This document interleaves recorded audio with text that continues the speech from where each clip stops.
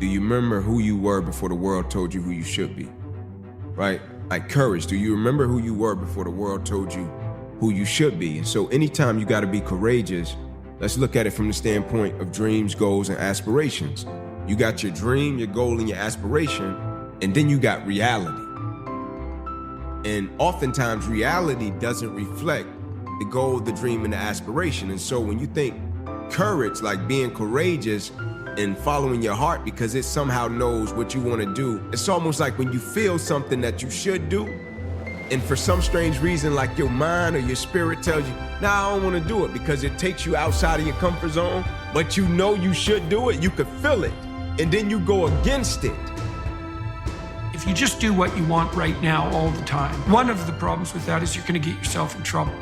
People are self-conscious and can see the future. We have to bind our actions in the present in relationship to our future selves. You have to act now so you don't hurt you tomorrow and you next week and you next month and you in a year and 5 years and 10 years. And that's actually a community of potential selves that extends across time. You sacrifice the whims of the moment, so that's delayed gratification and maybe a definition of maturity. You sacrifice that because it's a better medium to long-term contract or covenant with yourself.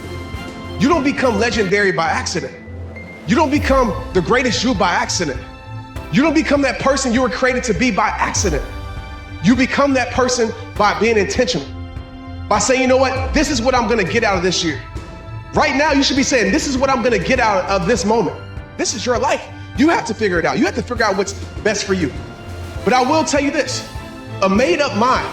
Most people have made up their mind that, you know what, it's done. Most people say, oh, my plans didn't go the way they're supposed to go, so I'm just gonna take it.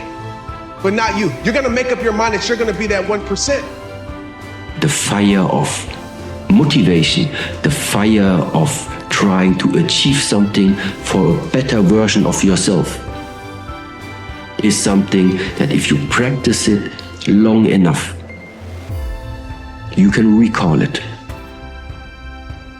At some time or another, have agonized over making a decision. Some decisions are major decisions. And also there are a lot of small decisions that we don't make, that they tax our minds, they drain our energy. They create a lot of anxiety and nervousness and mental torment because we don't take care of it. We decide not to decide, which is a decision. Deciding to decide, to act, is a major, major challenge for all of us.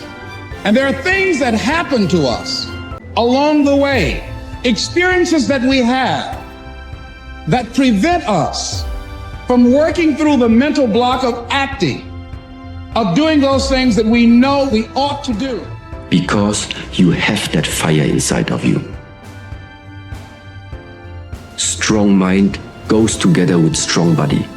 I think there is a similarity with it, because you cannot reach to have a strong body if there is not the fuel behind it that gave you the push, the motivation to do so in order that you finally develop in that direction. I don't know what your future is, but if you're willing to take the harder way, the more complicated one, the one with more failures at first than successes, the one that has ultimately proven to have more meaning, more victory, more glory, then you will not regret it. Whatever you choose for a career path, remember the struggles along the way are only meant to shape you for your purpose. Because people who make things happen, people who are legendary like yourself, people who take it to the next level, people, as I like to say, are rare breeds that are rare. They don't depend on motivation to move because they know they will never move if they depend on motivation. They will never create if they're dependent on motivation. They will never change if they're dependent on motivation. What they do, they move to create their motivation.